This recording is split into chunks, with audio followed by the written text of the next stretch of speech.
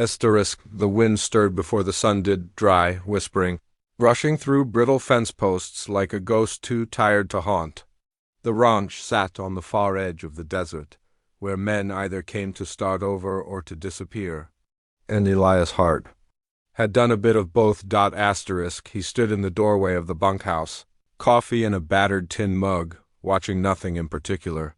His boots sank deep in dust that hadn't known rain in weeks. The cattle were quiet this morning, not even the calves bothering to call. The stillness was unnerving. Behind him, the cook fire crackled gently, and the smell of bread slowly blackening reminded him she was already up.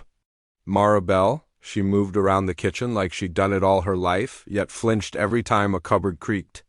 She'd arrived 3 weeks ago on foot. No horse, no suitcase, just a wrapped cloth bundle, 2 apples inside, and a long cut over her collarbone she said came from a fence post. He hadn't asked more. She hadn't offered, but that morning when she stepped out to pour water for the basin, Elias caught sight of her forearms, bruises. Yellow fading to green finger-shaped, she noticed his eyes fall on them and quickly tugged her sleeves down. Her hands trembled slightly as she poured. The water missed the basin's edge and splashed onto her skirt. She didn't flinch from the heat, just stared at it. Elias looked away first. The wind kept shifting, the kind that didn't just bring dust, but a scent, the kind that made animals nervous and ranchers keep rifles closer to the door. He found himself scanning the distant ridge. The town of Wren's Hollow just a shimmer in the heat miles south. Too quiet lately. Too polite. When a town got quiet like that, it wasn't peace, it was fear curling under the skin of men too proud to name it. Later that afternoon, he saw Mara pulling water from the well. She moved slow, favoring her ribs. Not a stumble, something learned. A way of walking that said, hide the pain, keep going. Elias walked past her, wordless. But he took a detour to the stable, where he hadn't fed the horses yet, just to watch her reflection in the trough's water. He saw the moment she froze, listened, turned her face slightly toward the sound of hooves from the south road, then rushed back to the cookhouse, dropping the bucket mid-path. That night. After supper, Elias sat by the fire, sharpening an old knife that hadn't tasted trouble in years. He'd seen war. He buried a wife. He wasn't scared of much anymore, but something in Mara's silences made his chest ache in unfamiliar ways. The townsfolk came by less now. His ranch wasn't much for visitors, but even deliveries from Wren's Hollow had slowed to a trickle. Once he'd been a man folks nodded to. Then he became the one they avoided meeting eyes with. The Sheriff Miles Banner was a lazy man with a smart hat and a slow drawl. A man who shook the hand of money and pretended not to see blood on its knuckles. Elias knew that kind of man. And he knew exactly who they worked for. Clint Rourke, the saloon owner.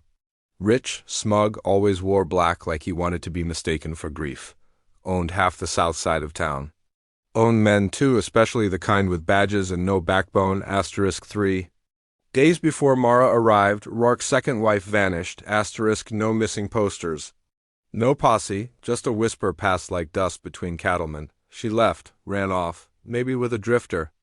Maybe with a bullet no one wanted to talk about. And then Mara Bell showed up with bruises and eyes that didn't sleep, and a habit of locking the door behind her even on a clear morning. The next morning, the sun rose behind a wall of haze. Fire smoke somewhere far off, maybe in the canyon. The heat was coming early. Mara set out bread for breakfast. Elias noticed. Her hand trembled when she tried to hold a mug. She dropped it. It shattered. She froze. He looked up at her and her eyes brimmed, but no tears fell. He stood slowly. Not close. Just enough for her to know he wasn't angry. You all right? He asked. She nodded too fast. Then whispered, it's just nerves. He said nothing. Just moved to the broom and set it near her hand. Then turned and walked outside. He checked the fence lines, tightened a few wires, chased off a coyote by the north water trough. But all the while, his mind kept turning back to the bruises. The way she gasped in her sleep. The way her hands curled into fists when she thought no one was watching, asterisked that night. As the sun bled out behind the ridgeline, he returned to find a fresh loaf of bread on the step, wrapped in cloth and a smear of red across the doorframe. Asterisk he. Stopped cold, not paint, blood. He pushed inside. Mara? Asterisk silence. The kitchen was empty. The fire cold. One chair was tipped over. Asterisk he grabbed the rifle from above the hearth and moved fast, checking the bunkhouse, then the stable. He found her near the trough, kneeling, bleeding from the lip, her blouse torn at the shoulder, dirt under her nails, and a faraway look in her eyes like she wasn't quite in this world anymore. Asterisk he lowered his voice. What happened? Asterisk she didn't move, just stared at the water. Asterisk he stepped closer, slowly, like you would a wounded animal. Mara?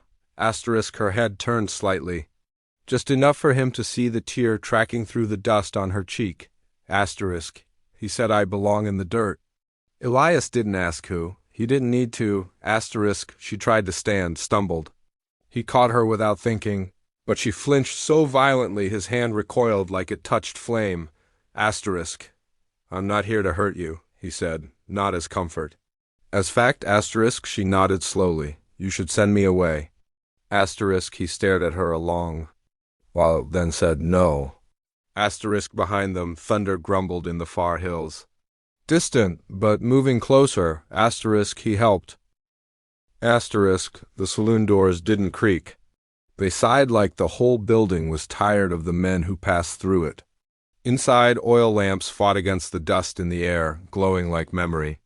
Smoke curled in slow circles from cigars no one tasted anymore. Elias Hart stepped in without a sound. He didn't wear spurs.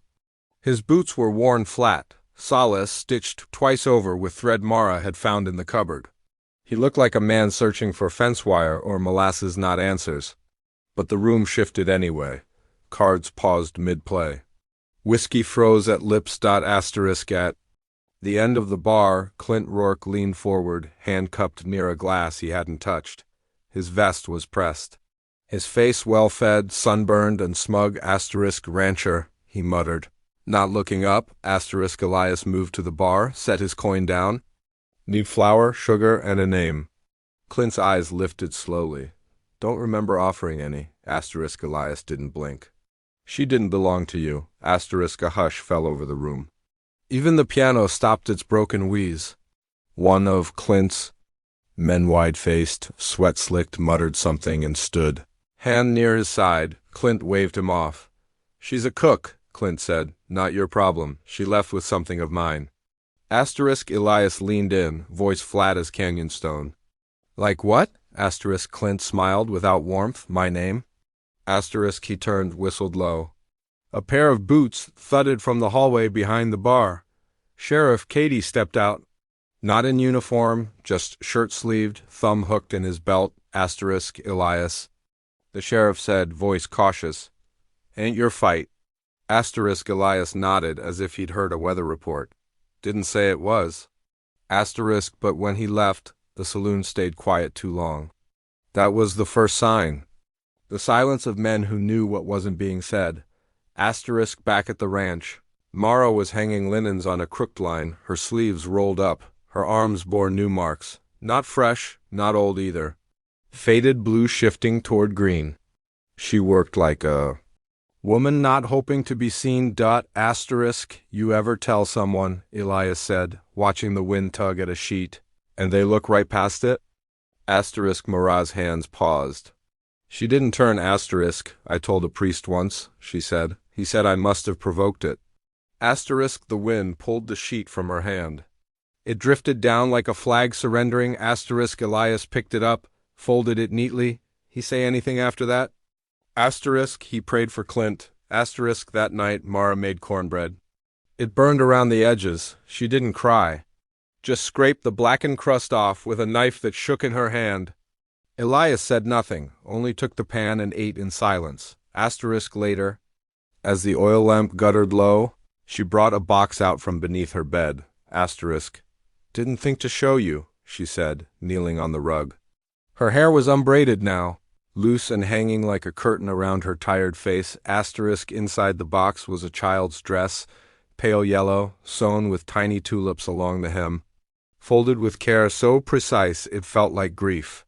Beneath it, a wooden rattle and a folded paper. Asterisk Elias took the paper, unfolded it carefully. A letter, water-stained, ink faded, but the words survived. Greater than. She wouldn't stop crying. He made me leave her by the creek. I buried her myself, Elias. I had to use my hands. I told the wind it wasn't her fault. Asterisk, there was no signature. But Elias knew the handwriting. It was his wife's. He sat down, hard. Asterisk Mara watched him. Her own breath frozen. Asterisk, she wrote you, she said softly. Before she died, he didn't let it reach you. I found it in a drawer. With her things. She worked in their house, said your name in her sleep. Asterisk Elias stood, fists clenched. The wind outside picked up. Asterisk, she was my sister. Asterisk, he looked at her now not as a cook or a burden or a bruised stranger, but as the only voice left from a life that had been taken in pieces. A fire flickered between them, small but real. Later, Elias walked to the stables. Dakota was already there. Asterisk, the old Lakota stableman had skin like dry riverbed and eyes like hollow stars. He didn't speak much. But when he saw Elias coming, he reached behind a loose board in the wall and pulled out an old rifle. Clean, oiled, ready. Asterisk, didn't think I'd use this again?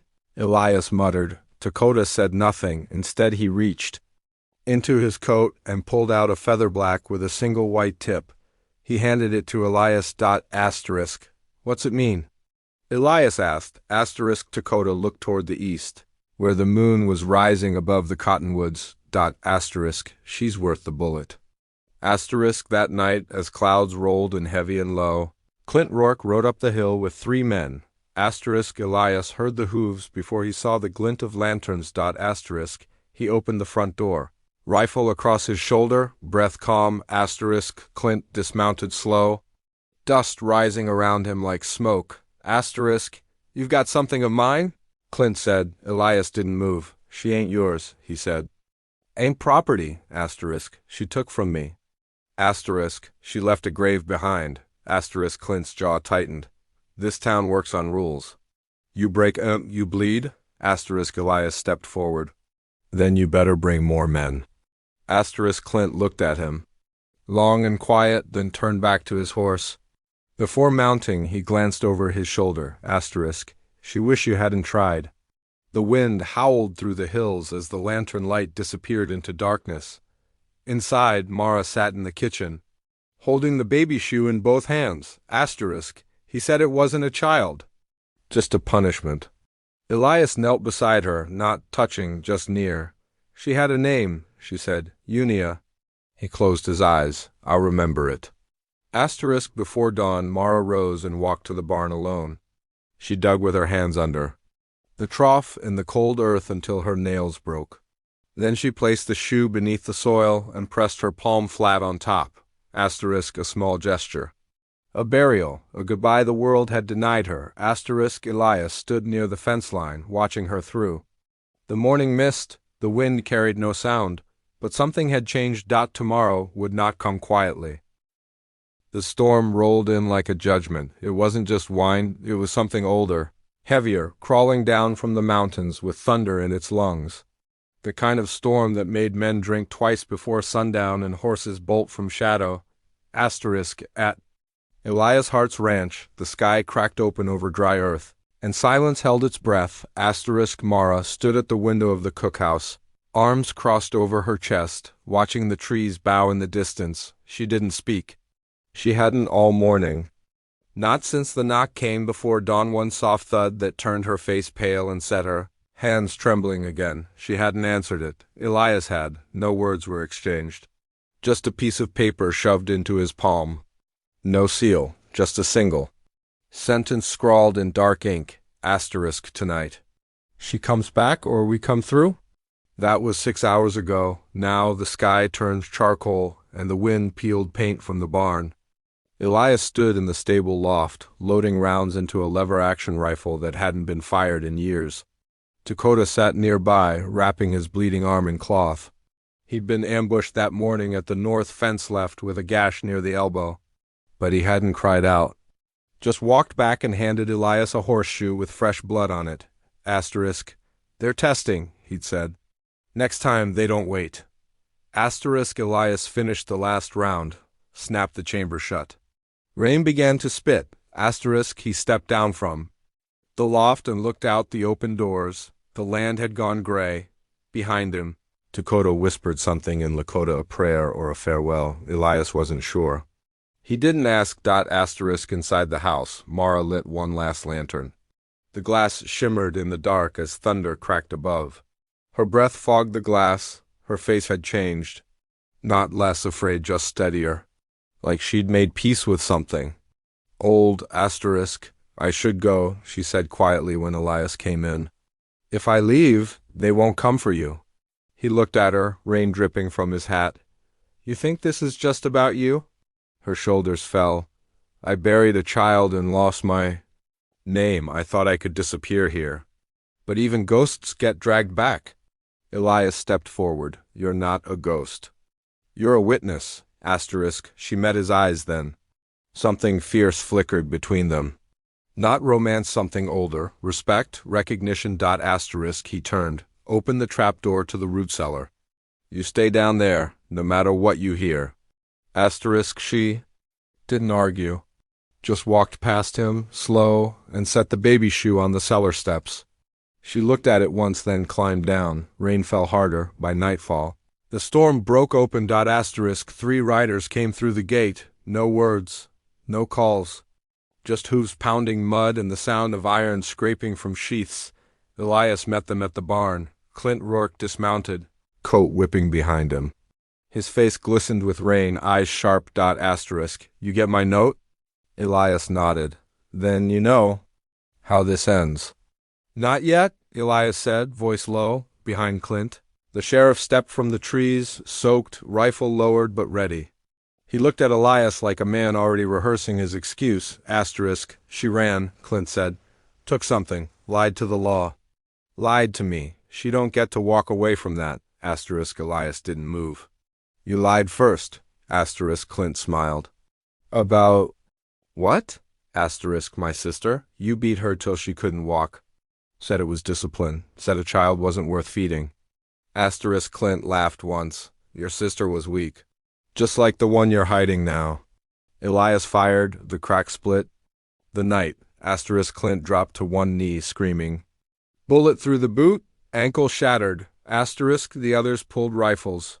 Dakota stepped from the shadows and dropped one before the shot left his chamber. The other tried to run, tangled in rains fell. Mud swallowed his scream. Asterisk. The sheriff raised his weapon, hands shaking. Elias don't. Asterisk. But Elias turned the barrel toward him. You let her suffer. I didn't know. You knew. You just didn't care. Asterisk. Dakota stepped forward, rifle trained. Rain streaked his face, mixing with blood. The sheriff dropped his gun. Clint lay on his back, groaning, reaching for his own sidearm. Elias walked forward, kicked it away. Asterisk. I could leave you here, he said. Asterisk. You kill me, Clint gasped. You become what I said you were. Asterisk. Elias looked down, cold rain dripping from his chin. Thunder cracking in the distance. Then he knelt, and he whispered, I'd rather carry that than let you breathe free another day. He didn't shoot. He stood, turned, left Clint crawling. In the mud, teeth gritted against the storm. Asterisk. Inside, Mara stepped out of the cellar. Her eyes scanned the dark. Is it over? Elias nodded. No one'll bother you now. Asterisk. She stepped outside, barefoot, rain soaking her skirt.